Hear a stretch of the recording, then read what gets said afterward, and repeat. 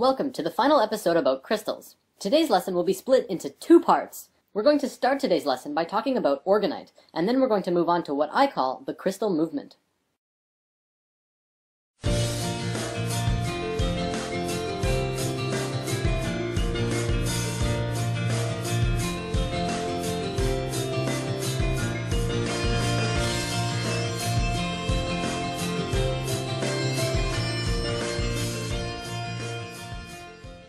To discuss orgonite, first we must discuss the basics of orgone energy. Simply put, orgone is energy. In fact, it's another name for the multi-named etheric energy that is everywhere and embodies all things. Reiki energy, prana, biomagnetic energy, chi, soft electrons, and life force energy are all names for the same thing. An orgone matrix or orgonite crystal device is a device that provides assistance with working with these etheric energies. Orgonite both releases orgone energy when stimulated by other forms of energy, and has the capacity to change orgone energy from one state to another.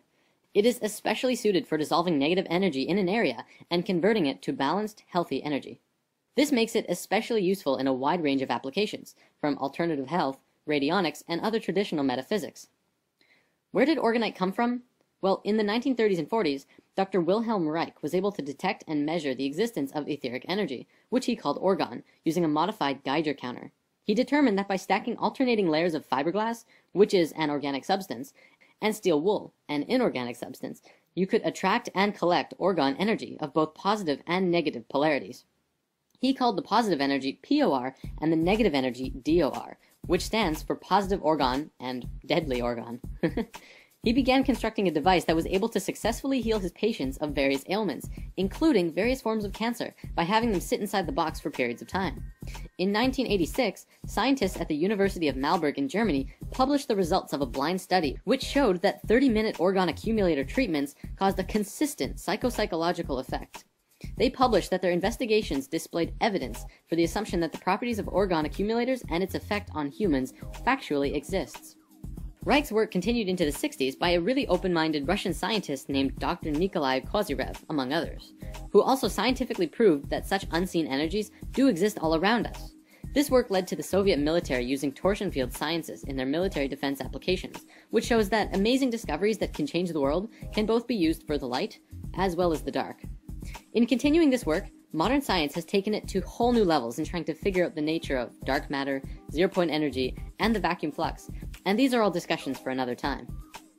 In 2000, orgone accumulators came into being when Don and Carol Croft discovered through much research that mixing organic fiberglass resin and metal chips poured into small molds like paper cups and muffin pans would produce a substance which would attract etheric energy.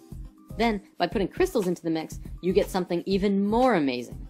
Carol Croft, who was incredibly gifted in sensing etheric energies, found that adding a quartz crystal to the orgonite would cause the orgonite to not just attract all kinds of energy, but rebalance and transmute all of the negative energy into positive.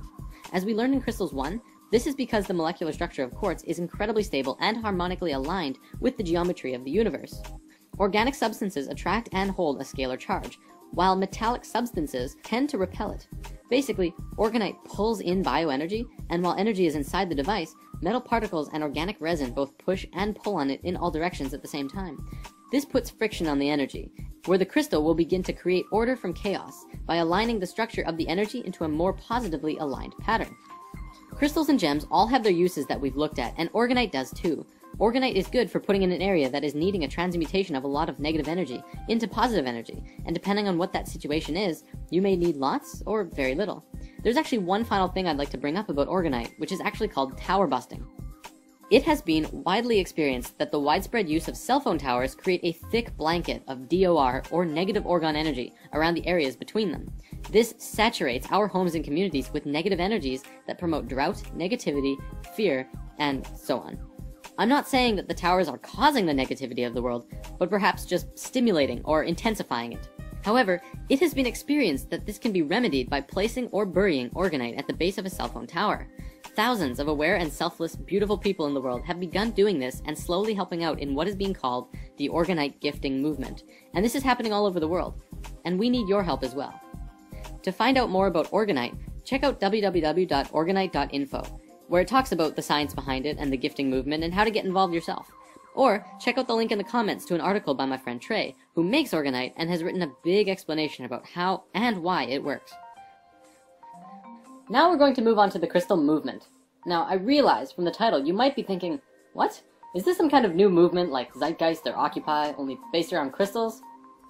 Well, not really. But if we follow through with this shift in consciousness could be an incredibly smooth process. Crystals, being conscious, don't just like sitting around in the same spot all the time. They like to travel, just as most people do. Crystals move about when they want to. They change owners, jump out of your pocket, and flat out abandon you when the time is right for them. If you are in tune, you will be able to know when a crystal is ready to move to someone or somewhere else. Just like people, when we are done with a task, it might be a time to move on to something new. Crystals are the same way. I've had many experiences where a crystal of mine that I loved decided to leave, stay somewhere else, be with someone else, or just flat out vanish on me. It's all fine though, because that's where it went, which means that's where it needs to be. The crystal movement is about the movement of crystals across the world and into the hands of the people.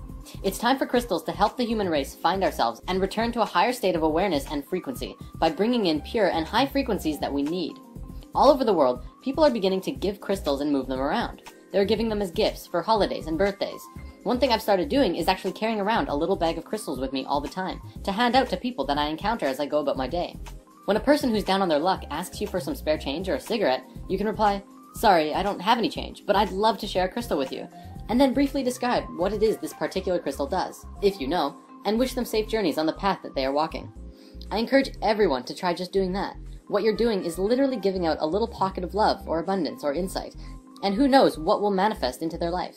It feels absolutely incredible. It's so good to share crystal magic with people and to see their eyes light up when they're holding their brand new rose quartz or kyanite or whatever. Ultimately, it's just spreading goodness. If you're shy and don't necessarily want to hand them out to strangers, you could also just leave them wherever you go. Jim Carrey said that he used to go around and write, "Have a great day" on $20 bills and leave them around the city for others. You can do that with crystals. Can you imagine the feeling of stopping to tie your shoe and finding a beautiful piece of rose quartz just saying, "Take me"? Now imagine being able to give that to others. Compassion, love, and gratefulness are such powerful and incredible emotions and frequencies, and love will be the force that brings us together. Now, we have mainly been focusing on what smaller crystals can do. Pocket stones are wonderful on an individual basis, but now let's come up with some ideas that we could do with larger crystals. Large crystals are very powerful. You can do a lot with large crystals, and you can help a lot of people if you put them in the right places. For example, putting large geodes for healing and love in hospitals could help many, many people recover incredibly quickly. Crystals around your home can influence or aid in your family life. Putting crystals in the classroom could help students both learn and grow more as individuals and communities. We could install large crystals of abundance and love into homeless shelters, and who knows what could happen. Even smaller businesses can benefit with some crystals around the office or work environment. I feel it's very important that we start investing in crystals and fast, not because of the economic reasons, but because of what it will do for us and what beauty and love it could bring into our lives. So how do we do this? This is probably something that needs some organization, and we need to follow through. On the Spirit Science website, we've been partnering and working with many people who work with crystals. Our friend Kiko makes chakra necklaces, which you can get through the site. We're also working with my friend Trey, who makes Orgonite to help get as many of these Orgonite devices out to the world as possible. How about bigger crystals? We feel this is have to going to work on a community basis. Obviously, not many people have hundreds of dollars to spend on crystals to share with their communities or workspaces, or local hospitals, shelters, and schools. However, collectively we do. I encourage everyone who is on board with this to share these videos and information with all of those around you, and look into collectively pooling your resources into bringing some powerful, energetic fountains into your environment. Not only will this bring in a lot of good energy, but it will also create a lot of love connections between the individuals who are sharing the experience of getting crystals together. And if you do put crystals in a home or workspace or environment, take a picture of it and send it to us. We could put it up on the website and show how the crystal movement is doing. And that takes us to the end of the crystal special. But this is only the beginning of our exploration with crystals. Now it's up to you to do something with it. So let's go out and share some love with the world. See you next time.